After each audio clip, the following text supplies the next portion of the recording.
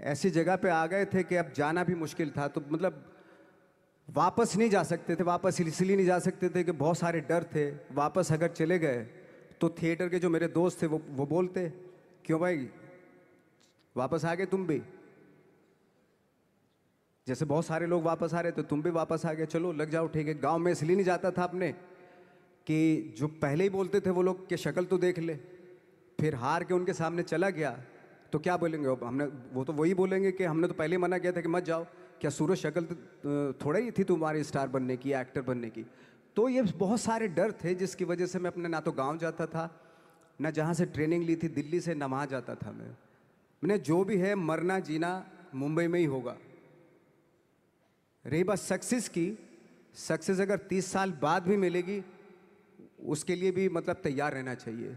Success की कोई date नहीं होती, कोई तारीख नहीं होती, कोई टारगेट नहीं होता कि इतने ही दिनों में मिल जाएगी। इंसान का काम होता है, आई थिंक, मुझे लगता है कि मेरे हिसाब से मुझे लगता है कि लाइफ ना हमेशा अपने आप को लाइफ में पुश करते रहो, और पैशन के साथ जिस भी आप काम में हो, जो भी आप काम कर रहे हैं उसमें पैशन के साथ लगे रहना बहुत ज़रूरी होता है। क्योंकि पैशन से क्या होता है, जिस भी आप फील्ड में होते हैं उसकी डिटेलिंग्स मिलनी शुरू होती है। जैसे जब आप समंदर में देखते हैं, समंदर की जब गोता मारते हैं, नीचे जाते हैं, तो आपको एक धीरे धीरे बहुत कुछ दिखाई देना शुरू। ऐसी आपका भी फील्ड है, कोई भी हर फील्ड ऐसा ही होता है, उसमें असीम संभावनाएं होती हैं, इतनी पॉसिबिलिटीज होती हैं कि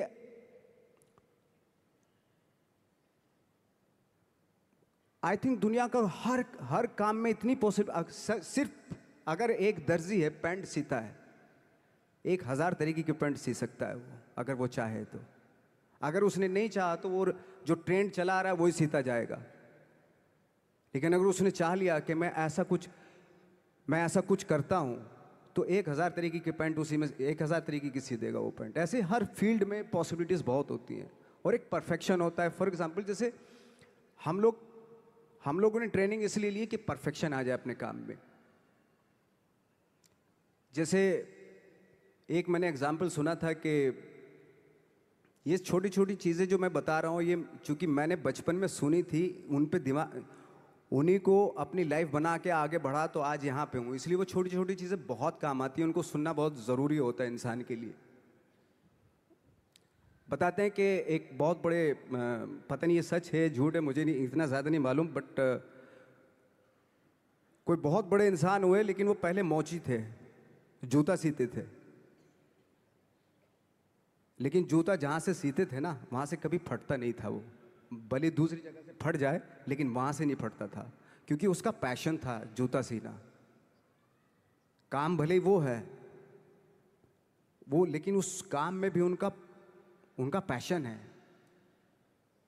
तो इसी वजह से वो इतने पॉपुलर होते चले गए कि यार जूता फट गया लेकिन सिलवाना वहीं जाके है, क्योंकि वहाँ अगर उन्होंने सी दिया वहाँ पे, जिंदगी भर वहाँ से जूता नहीं फटेगा। तो छोटी छोटी चीज़ों में ये जो परफेक्शन, पैशन, ये सारी चीज़ें होती हैं जो आपका आगे बढ़ाती हैं, बहुत आगे ले जाती हैं। लेकिन उसके वही है, कुछ चीज़ों का होना वाकई बहुत ज़रूरी होता है। फिर एक्सपीरियंस आपकी नॉलेज। जैसे मेरा मानना है कि आई एम सॉरी टू से, बट मेरा खुद का मानना है कि मैं लक पे बिलीव नहीं करता हूँ। मेरे सामने आज तक मेरे सामने लकीली कोई चीज़ नहीं हुई कि मैं लकीली यहाँ तक पहुँच गया। आज जो आप प्रोमो देख रहे थे, जो क्लिपिंग्स देख रहे थे मेरी, मैं लकीली नहीं पहुँचा हूँ यहाँ पे। मैंने उसके लिए मेहनत की है, मैंने उसके लिए नॉलेज इकट्ठी की है, मैंने उसके लिए ट्रेनिंग ली है। अगर लक पे डिपेंड करता ना मैं, तो अपने एक रूम में रहता, देखते हैं यार लक जब होगा तो हो जाएगा, ऐसे थोड़े ना होता है। बाला साहब ठाकरे का जब मैंने रोल किया तो वो लकीली नहीं हो गया। उसके लिए 1 महीना में पहले हारमोनियम पे बैठा मैं कि बाला साहब कहाँ से बोलते हैं, उनका सुर क्या है, उनका टेक्सचर क्या है, उनकी वॉइस का, उनकी वॉक कैसे है, वो चलते कैसे हैं। उनका वेट किस चीज़ पर ज़्यादा डिपेंड करता है? हर आदमी का जो वेट होता है, किसी का थाइस पे होता है, किसी का फुट पे होता है, किसी का बट पे होता है वेट, किसी का कमर पे होता है। हर आदमी का एक वेट शिफ्ट करने का एक अलग तरीका होता है। तो हम लोग इतनी डिटेल में जाते थे कि बाड़ा साहब किन चीज़ों पे वेट कर रख के चलते हैं, ऐसे चलते हैं, कोई या तो ऐसे चलते हैं या ऐसे चलते हैं, ये क्या, इस तरह की बहुत सारी डिटेल होती हैं। जब आप जाते हैं तो बहुत सारी चीज़ें पता चलते हैं। मेरे सामने इतने चैलेंज थे जब मैं बाड़ा साहब का रोल कर रहा था, तो वो मिमिक्री भी नहीं होनी चाहिए, कॉपी भी ना हो। जैसे अमूमन अक्सर होता है जब हमारे यहाँ बायोग्राफी की जाती है तो हम कॉपी कर देते हैं उसकी। कॉपी करना मतलब अगर हम किसी की कॉपी कर रहे हैं या मिमिक्री कर रहे हैं तो वो वीकनेस समझी जाती है कि आप वीक एक्टर हो। और ये बात मुझे बहुत पहले समझ में आ गई थी जब मैं ट्रेनिंग ले रहा था। मैं ट्रेनिंग के फ़ायदे बता रहा हूँ आपको। जब मैं ट्रेनिंग ले रहा था ये हमें तभी समझ में आ गया था। और प्रिपरेशन के वक्त, बाला साहब की प्रिपरेशन के टाइम पे, कि मैंने कहा इसकी मिमिक्री नहीं होनी, बाला साहब की मिमिक्री नहीं होनी चाहिए, ना कॉपी होनी चाहिए, और लगना भी चाहिए कि बाला साहब ठाकरे हैं।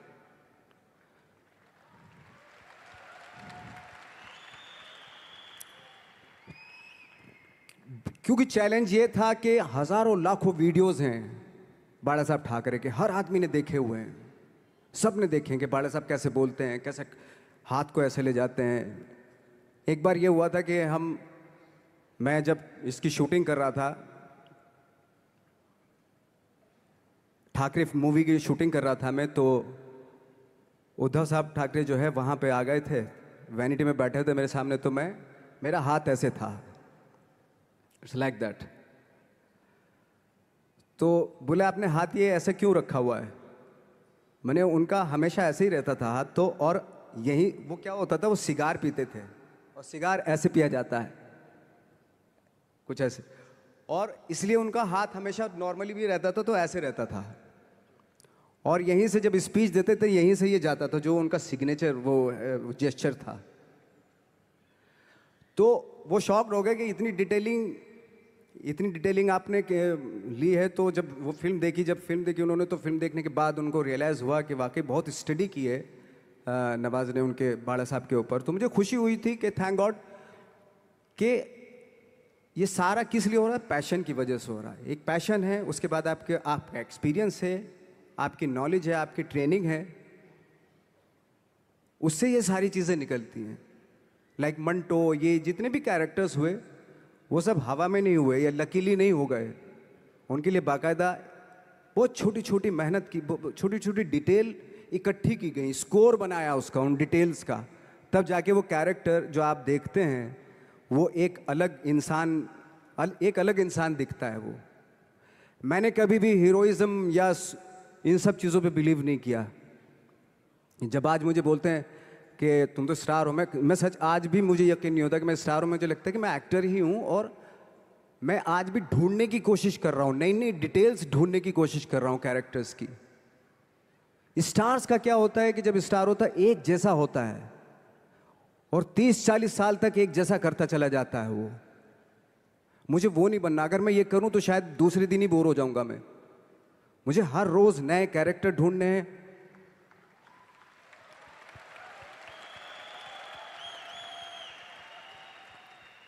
लोगों के बीच में रहना है, क्योंकि ये बीच में रहने से बहुत सारी चीजें मिलती हैं। मैंने एक रोल किया था लंच बॉक्स में, पता नहीं कितने लोगों ने देखी वो फिल्म, मुझे नहीं मालूम।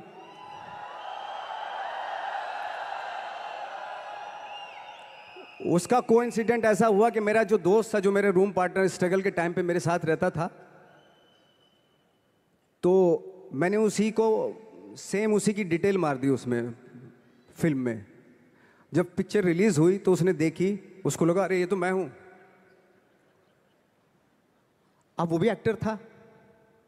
उसके बाद जब वो फिल्म इंडस्ट्री में किसी के पास काम मांगने जाता था तो लोग उसको बोलते थे यार ये ऐसा मत कर, ये नवाज ने कर दिया, कुछ दूसरा कर। तो बोलता हम तो ओरिजिनल में ही ऐसे हैं, उन्होंने हमारा कॉपी किया है। मतलब कहने का मतलब ये है कि लोगों के क्या होता है, स्टार्स हमेशा शीशों के घरों में रहना शुरू कर देते हैं, उनको बांद्रा में, उनको मतलब किसी ऐसी जगह पे रहते हुए ये नहीं मालूम कि दूसरी जगह क्या है। अगर आप चाहते हैं रोज हर फिल्म में एक नई पर्सनैलिटी क्रिएट करें तो लोगों के बीच में रहना पड़ेगा आपको। भले थोड़ी परेशानियां होती हैं बट रहना पड़ेगा उनके बीच में। मेरा तो ऐसा मानना है।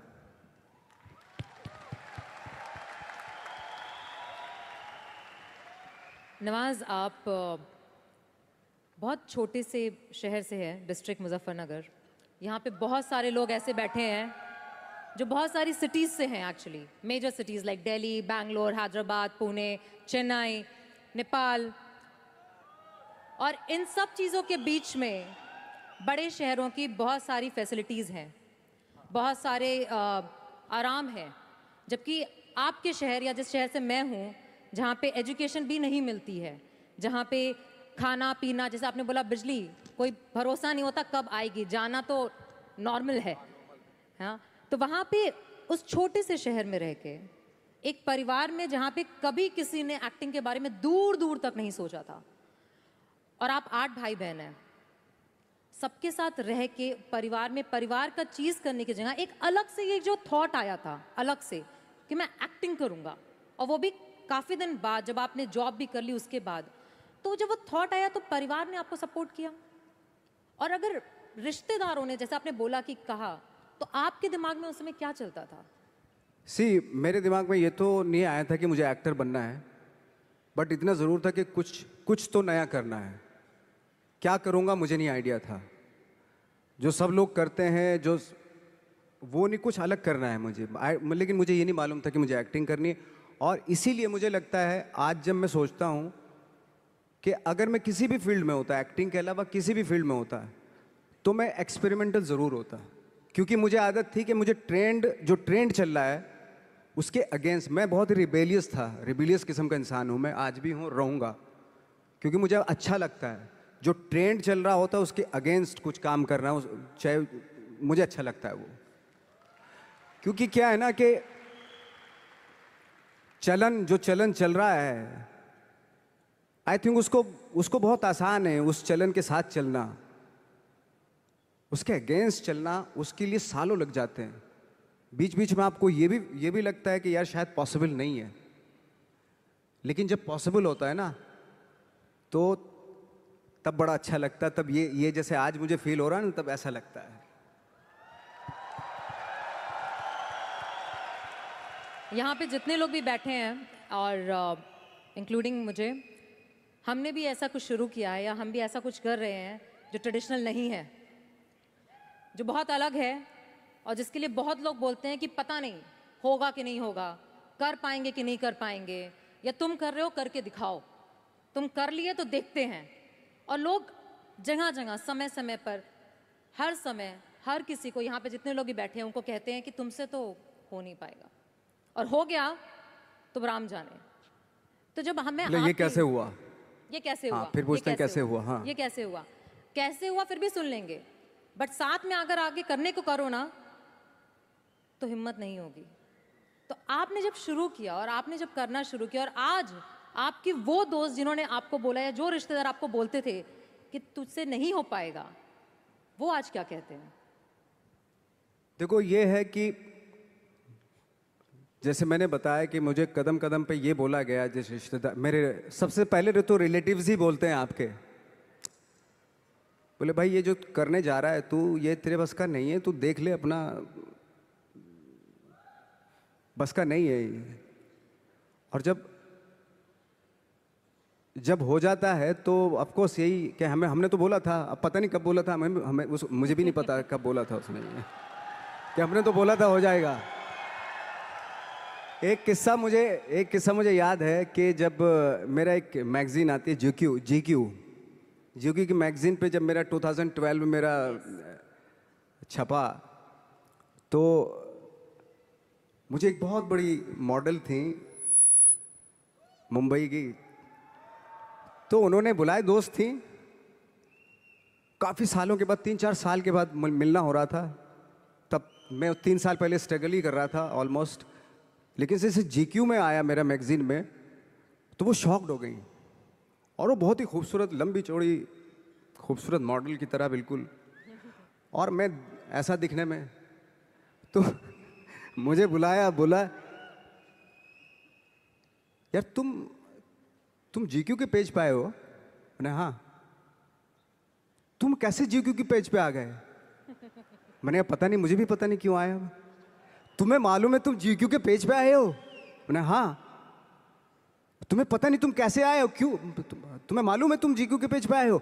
शी वॉज लाइक, मतलब उसने बहुत अपनी जिंदगी में बहुत साल दिए इंडस्ट्री को, लेकिन कभी इस तरह का कुछ हुआ नहीं कि जीक्यू के पेज पे आ गए या इस तरह के। हालांकि मैं ज़्यादा कुछ इस चीज़ पे बिलीव नहीं करता, बट उसके लिए बहुत इंपॉर्टेंट था कि जीक्यू के पेज पे तुम कैसे गए। मतलब उसका कहने का मतलब यार तू दिखने में 5 फुट 6 इंच का आदमी, ना तेरा शक्ल ना सूरत ना कुछ, तू कैसे आ सकता है जीक्यू के पेज पे? See that was the mindset. ये माइंडसेट था कि मेरे जैसे कद काठी का आदमी इतनी बड़ी मैगजीन में कैसे उसका फोटो आ सकता है। ये माइंडसेट था और है। लेकिन इन सब के ऊपर आप तब उठते हैं जब आप क्राफ्ट जानते हैं, अपना काम जानते हैं। हम लोग अपना काम जानते थे, हम लोगों को अपनी चीज़ें मालूम थी, क्योंकि हमने उसको वक्त दिया था, हमने उसको टाइम दिया था, अपनी क्राफ्ट को, अपनी चीज़ों को, अपनी ट्रेनिंग को टाइम दिया था। इसलिए ये सारी चीज़ें पॉसिबल हुई। जब आप इंट्रोडक्शन दे रही थी कि हमारी जो फिल्म थी gangs of Wasseypur, 21st century की वन ऑफ द, इंडिया से सिर्फ वही फिल्म है, 21st सेंचुरी की सिर्फ वही पिक्चर चुनी गई विदेशों के थ्रू। इसका रीज़न क्या था, क्यों चुनी गई? लकीली नहीं चुनी गई। इसके पीछे डायरेक्टर की काबिलियत थी, लिखने वाले, उस फिल्म को लिखने वाले एक से एक लोग थे, और कम से कम 250-300 सिर्फ एक्टर थे। मैं बाकी लोगों की बात नहीं कर रहा, वो सारे थिएटर से थे, तो सारे ट्रेंड एक्टर थे, थिएटर से थे वो।